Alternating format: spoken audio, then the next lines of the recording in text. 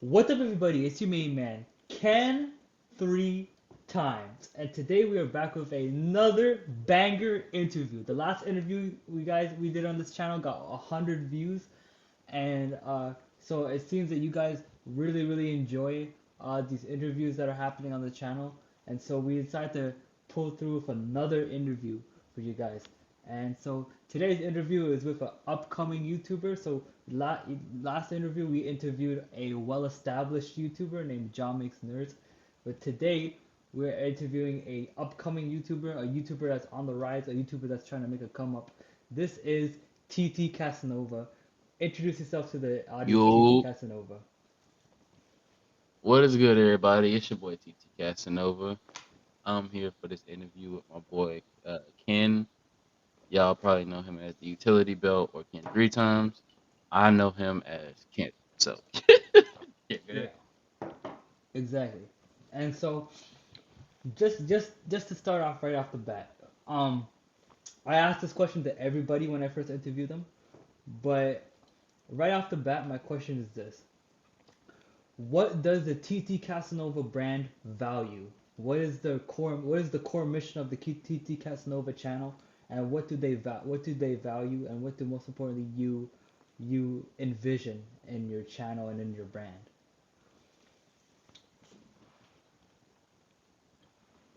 Okay, first I'm gonna start off with the values. Okay, so the whole idea of the TT Casanova brand, it's not really the TT Casanova brand. My entire brand in itself, it changes, but I'm gonna just keep it safe and say I'm the brand. So the whole idea of the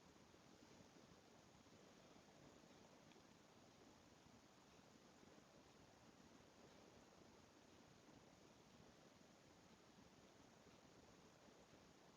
to Continue.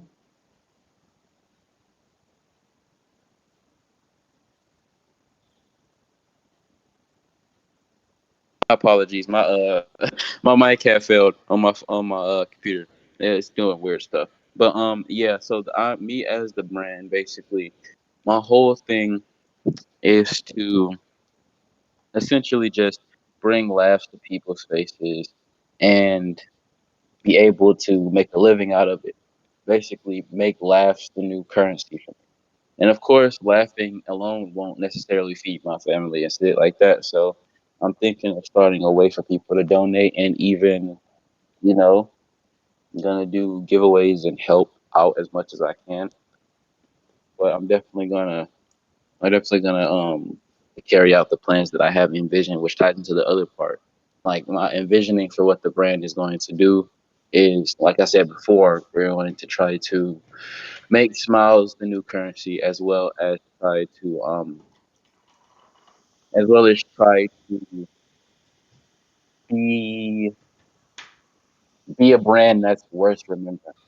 Not just a staple in history for right now. Like for example, on TikTok, the TT Casanova brand is blowing up. I have over damn near 2.9K likes, and people will probably hate on that and be like, "Oh, that ain't shit compared to a lot of other people." You're right. I still got a long way to go, but the fact that I'm just now taking my page seriously, you know what I'm saying, and I'm getting that far is definitely me. It's echoing the things that I've envisioned in my head. It may not be YouTube right now, but I'm damn sure on that level to become established enough.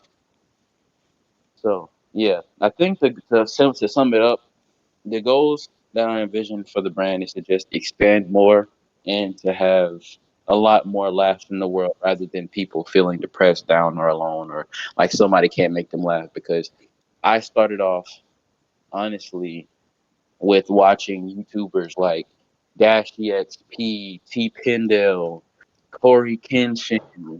If you want to go back even further, let's go back even further. Shit, PewDiePie. You know what I'm saying? Like Mark Septic. I think it's like Mark Markiplier, Septic guy. Markiplier, and Jacksepticeye. Markiplier. Sorry, I'm mixing Mark and Jacksepticeye.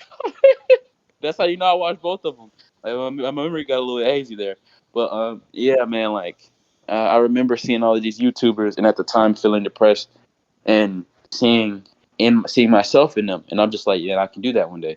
I may not get paid as much because the game isn't that open anymore, but there's gonna come a time to where I know the people who watch this video or even watch any of my shorts. I know my voice maybe or my jokes may indirectly pop up on y'all shit.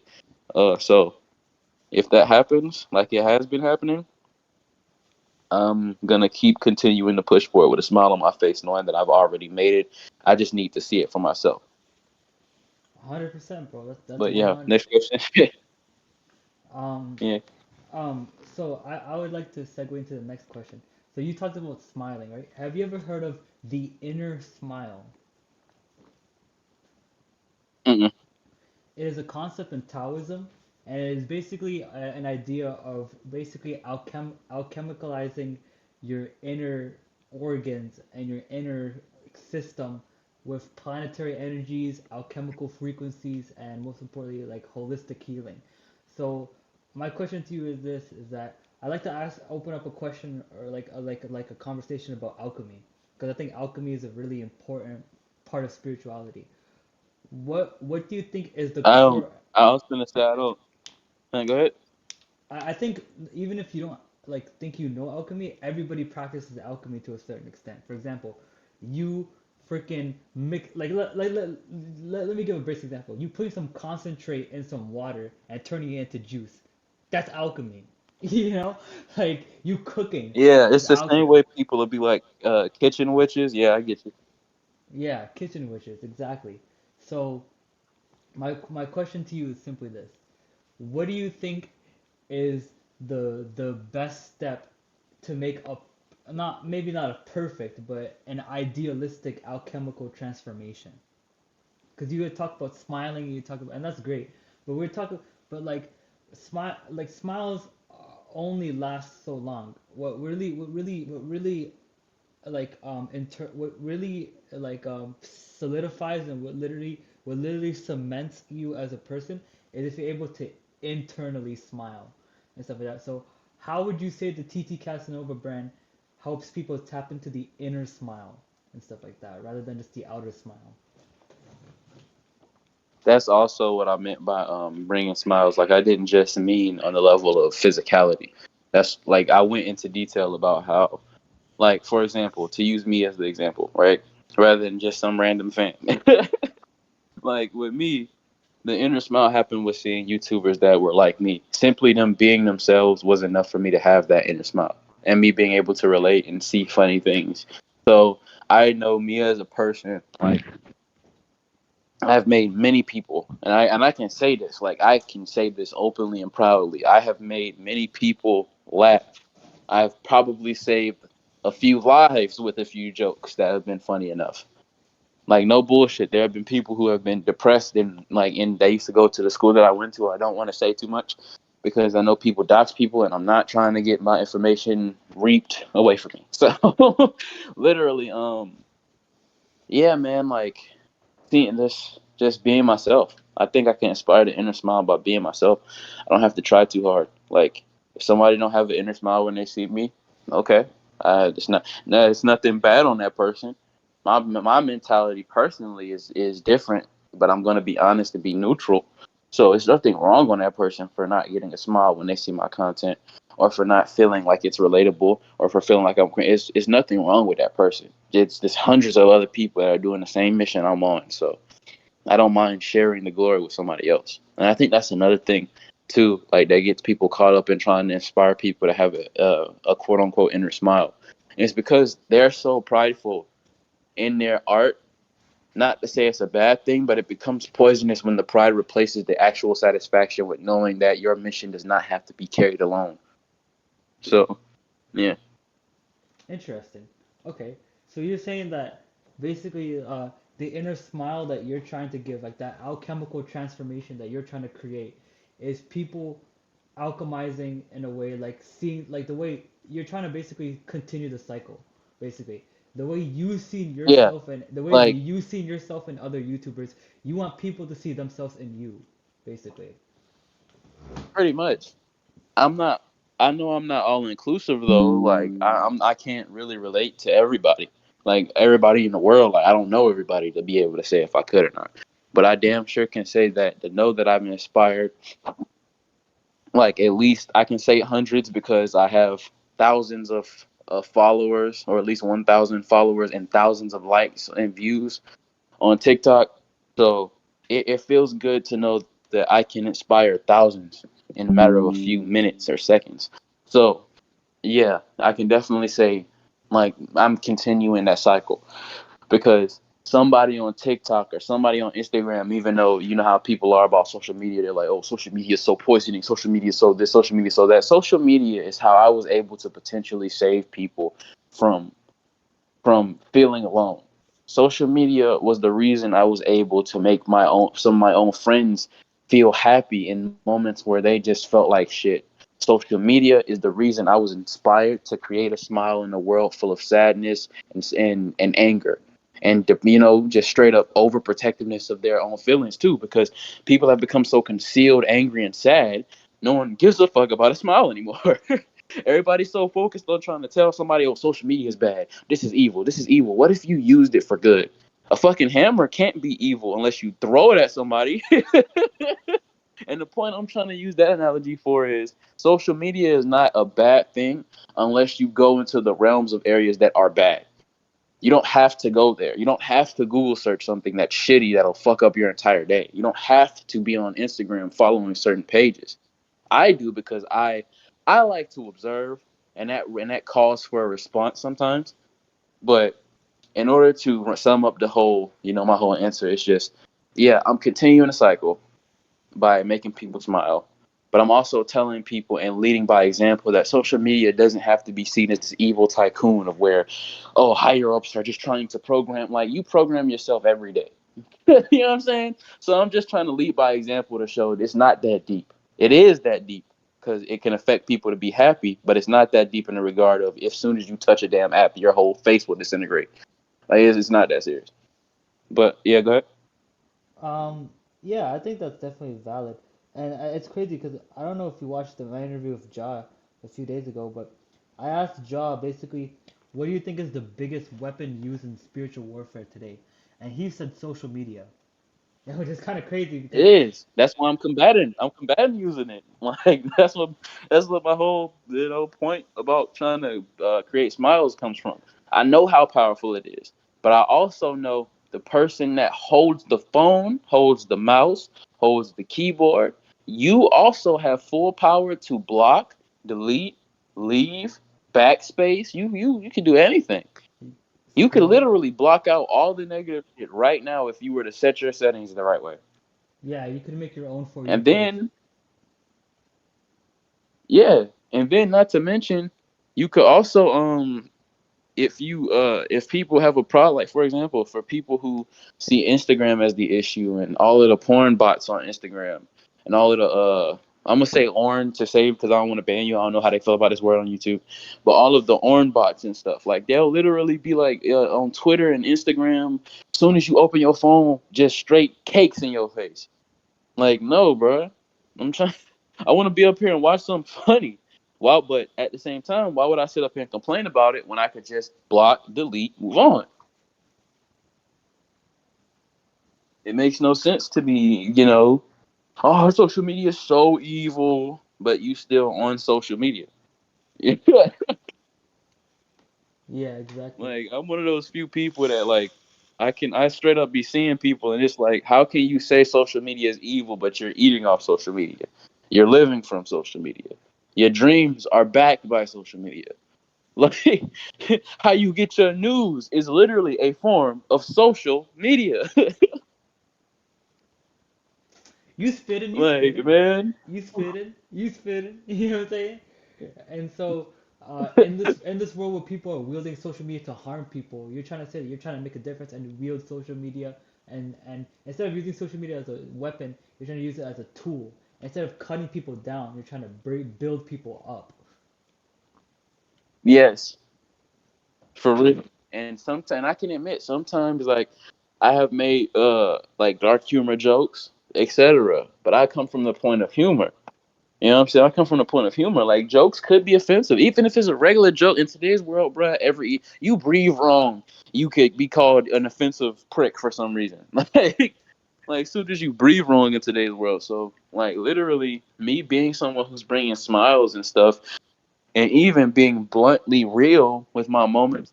Like I'm telling people, bro, I'm trying to better myself. Like I'm all I feel as if I'm already a good man. Like I don't have any major issues, and all my troublemaking moments were in middle school. And literally one of the people that I went to an interview for, like they were for a job, they straight up were like, well, who wasn't? You know what I'm saying? So it's like it gave me reassurance. Like I'm not a bad guy. Yeah, I got some bumps here and there, but who don't? You know. yeah, of So course. And yeah, that, to tie it up to make it correlate to what you were saying though. Yeah, I'm using it as I'm using social media. I'm gonna use the analogy for this one. Social media is like a sword. You could use the sword to harm others, or you could use the sword to protect others. The point is, it's still a sword. Pick it up or leave it there. So yeah, instead of I knives picked it up. too, knives can be used to cut people, but you can also use knives to cut fruits and cut food and stuff like that. Yeah. Um, okay, cool. Uh, my next question is a question I asked Ja as well. Um, basically, what video games did you grow up with, and what would you tell your younger self now that you're older? Okay. Let's go. First video game that I grew up with, Bully. Second video game I grew up with, Dragon Ball Z, Budokai Tenkaichi Ichi 3. That those bully taught me to beware that friends ain't always your friends, even if you Yeah. want the best for them. And What they was his, started out what was the wanting the guy's best for name? you. What was the guy's name? Jimmy Hopkins? Yeah. I And relate to Jimmy. No bullshit. Because there were many times I could have been expelled from school when I was younger. Like I was a troublemaker, man. Like I'm glad that I wised up in high school though, like in latter end of high school. Cause bruh, who we? I was basically Jimmy Hopkins. No bullshit. Except I wasn't that damn crazy. Jimmy was off his fucking rocker. Jimmy was a menace, bro. Like Jimmy Hopkins is the only dude we know who is going to purposefully go out of his way to collect some dog doo doo and leave it on a teacher's doorstep. Yeah, real Like spill. crazy, man. But what was the second part of your question? What is something you would tell your younger self now that you've grown up? Mm. Does it have to be one thing? It could be multiple, depending on your All answer. right. I would tell myself, my younger self, three things. Number one, take your time. Number two, um, number two, love yourself. And uh, number three, number three, yeah, work on yourself. The reason why I said number two and three are different because it's just like, as a matter of fact, let me just go ahead and explain the whole thing as a whole. So the reason why I would tell my younger self these things is because literally, like when I was younger, I was trying to be 21 so fast. And of course, I enjoyed my life, you know, because you can't really tell life to speed up or slow down. You go be whatever age you gonna be when you gonna be that age. So I couldn't force myself. Oh, I want to be an adult. I want to go to these areas. I want to do these things. I want to explore. I should have did some exploring as a child first because now it's more like I'm 21 and it's like the world outside of the four walls of which I've grown familiar with, which is my room or this house in general. Like the world outside just seems so foreign. Like for example, like there was a situation where I had this ex who had a car, and don't say nothing like literally because don't say no names. I don't want nobody to come back and be like he said no, hell no. But yeah, like literally, I had an ex, right? She had a car, and she would drive to like go to the grocery store. I looked around and I never seen some shit that looked like that. Like I literally realized how much I've been missing out on with that one car drive. I'm looking around just like, bro, it's so many people and faces that I have never met. It's so many different beings here that I've never talked to, and I'm sitting over here being depressed about some chick. Like that was one of the things that wised me up about the relationship. And it's like, yo, I should have been focusing on myself, because even though everybody, like, 'cause when I was younger, everybody would be like, focus on yourself. They would really, I feel like honestly, they would say that shit because they didn't have no answer to my depression. Because I was depressed because I didn't have a girlfriend. Like, honestly, people were getting girlfriends. I didn't have a girlfriend, and I felt depressed. So yeah. Um, but to fast forward back to the whole ex situation, right? She had a car. Once we did that, bro, I literally was thinking, bro, like we could try, like we could dead ass travel. That's what got wanting to travel to a certain extent. Like seeing how much I'm fucking leg hit the thing, but seeing seeing how much just being able to go around, like, and like genuinely see different areas, like that shit showed me there's more to this shit than just these four walls, and there's more women in the world than this girl I'm thinking that should be my wife. Oh, Like, I know it's gonna sound horrible to people out there, but when you see how big the world actually is, you start knowing, like, bro, even if I was to be left today, I would still have a beautiful woman out there. real So talk. yeah, Real I'm sorry talk. I just got a little bit too sentimental. No, it's all good, fam. It's your interview. You got the podium. You can say whatever you'd like. Uh, that segues into my next question though. Basically, you had talked a lot about like I want to add on to this. There's so many people we haven't seen, right? And each and every single one of us has a piece to the puzzle. So what would you think is the next step in raising the collective consciousness's vibration? I feel like the next step, in all honesty, is people need to let go of their pride. It's pride that keeps us separated. Like, here's what I mean by that, to break it down. Because people are so prideful in their Jesus, they don't want to understand how not Allah, they don't want to understand the messages of Muhammad. They don't want to read it. They don't want to try it. Because people are so stuck up on the messages of Muhammad, no one wants to go beyond what they're being taught. Because people are so stuck and so prideful within the lessons of Buddha, or depending on who you look at, because some people say Buddha was because Buddha, I'm guessing, is a term that just means enlightened one. So, Yeah, you need Siddhartha. like, in order, yeah, Siddhartha. That's what I was gonna say. The name Siddhartha. I said the Buddha title. I meant Siddhartha. But yeah, like, people are so caught up in what Siddhartha taught, they don't even want to fuck it. You know what I'm saying? And that's not saying that Siddhartha's or Muhammad or Jesus' teachings were wrong. It's just the followers are taking their teachings and twisting it up to where if you don't believe in this one piece of the whole pie, you going to hell. Like, what the fuck? Like, think about it. It's gotten so bad now that they literally want to force people to go under this new doctrine that they have to believe in the like, this is specific to the Christians.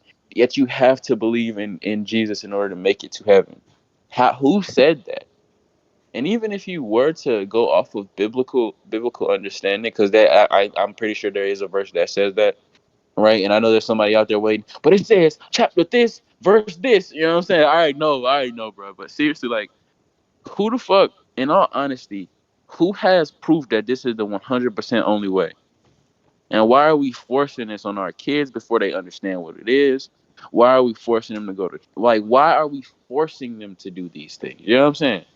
Like, it's almost like a lot of us, when it came to our religions, our pride was given to us through that religion because we have had it sat in our faces. It was never because you went out and searched. I can call you, like, for example, a lot of people are not legitimate in their beliefs. They're only believing in that thing because it's, and this is gonna sound offensive, but it's how I honestly feel.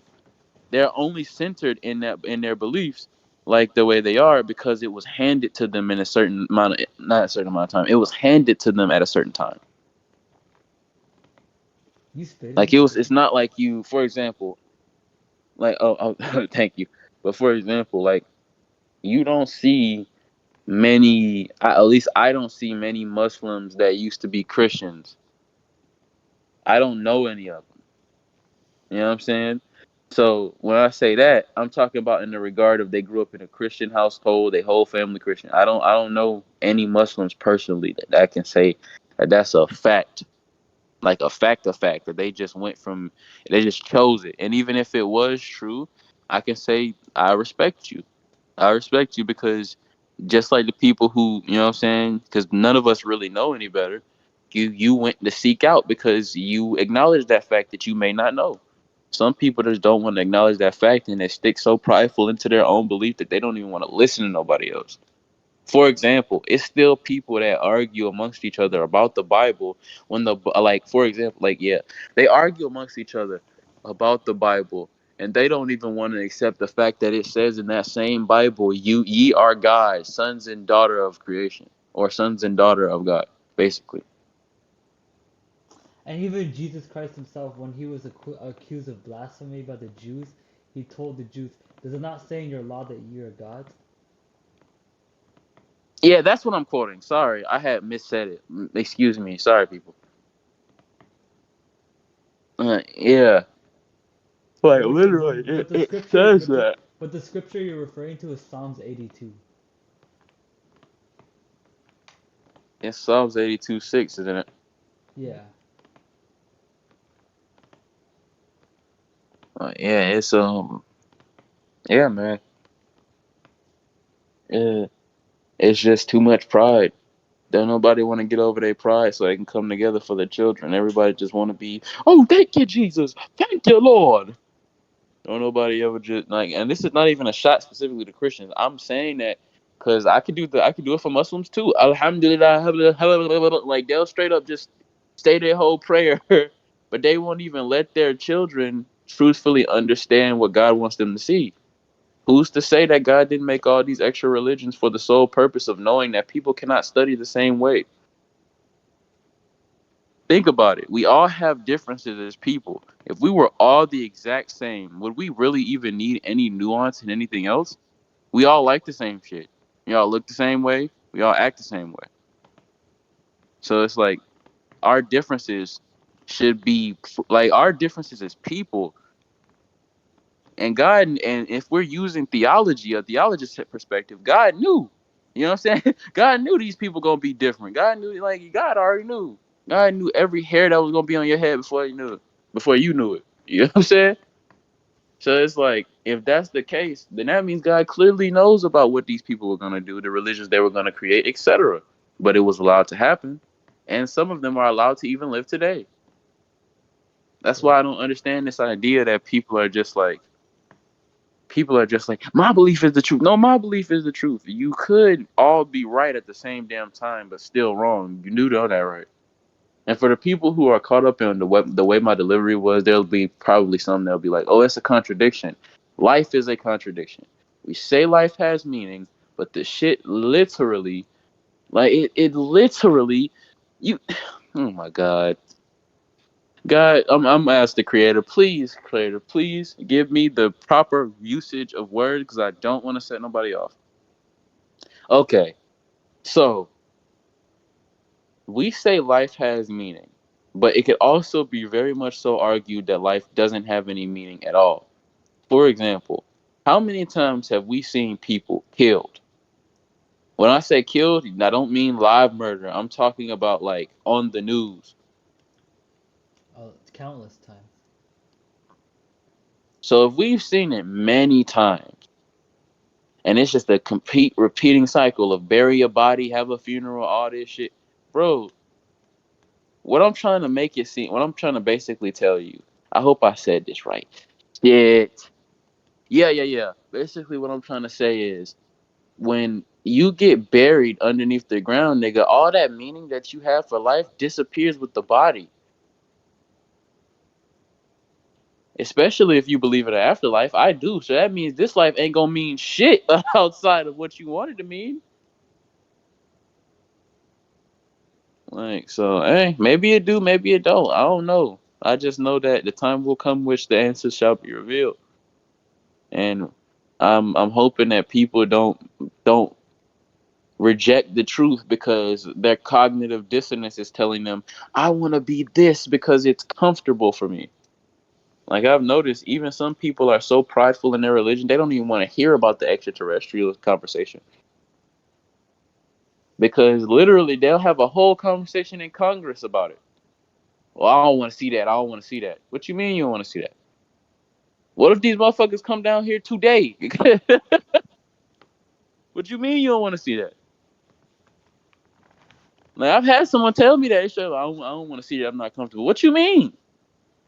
You do understand if they're talking about ETs and ETs actually exist in the regard of which we conspiracialize or conspiralize, and if anybody talk about my English, fuck you. You're speaking the English language, and that language literally is a combination of a bunch of words that do not mean what the fuck they you think they mean.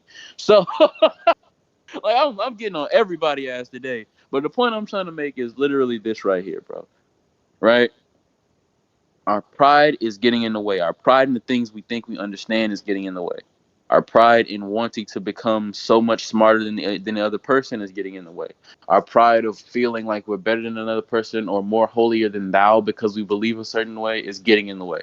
We should not be letting our pride dictate how we unify. That's why I respect organizations such as um fraternities like one of the oldest fraternities in the world, the Freemasons, like as well as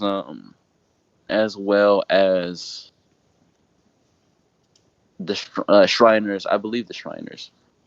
I'm trying to remember a few of the organizations that are like unified. The hell if we go yeah, let's count everybody. Shit, the Nation of Islam too. Like all those nations, I respect all of those nations. It's a reasoning why, bro. It's because I I think you actually might have be. humility and accepting that there are, huh? I think you might be interested in the Baha'i faith. I don't know what that is.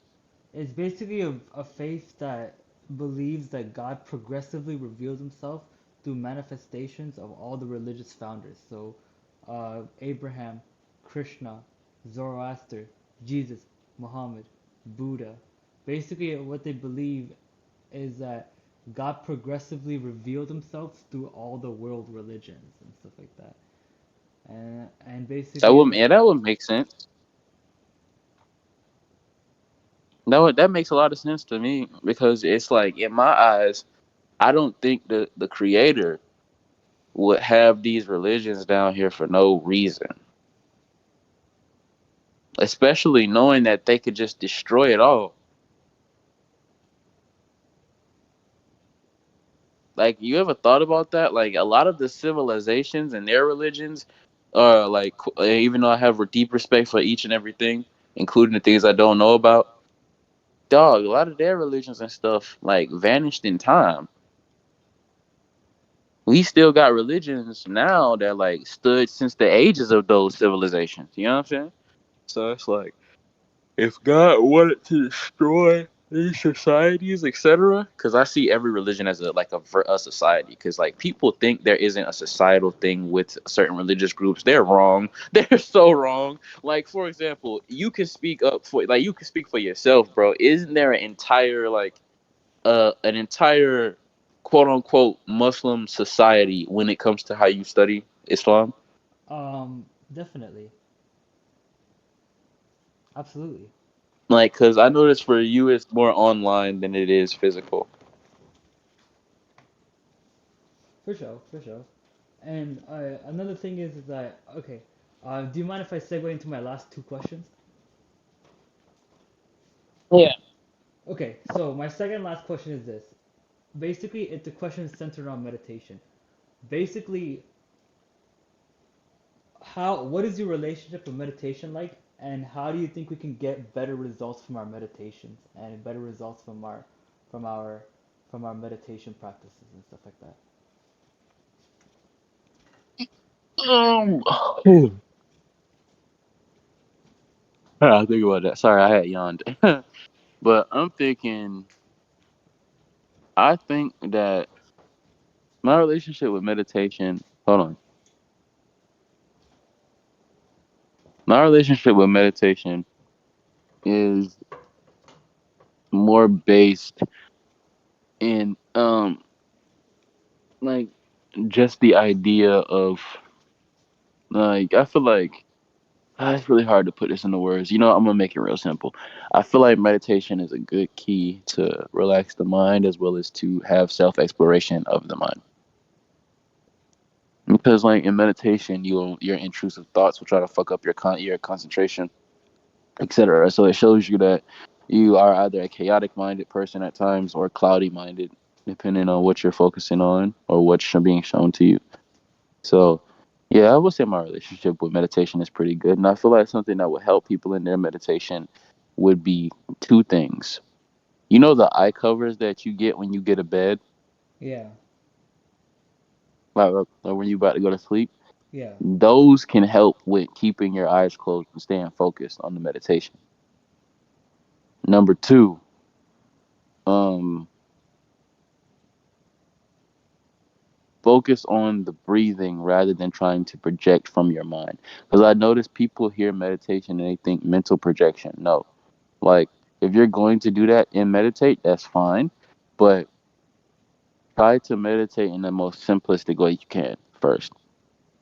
And if not first, then um, never forget to have some type of base level meditation.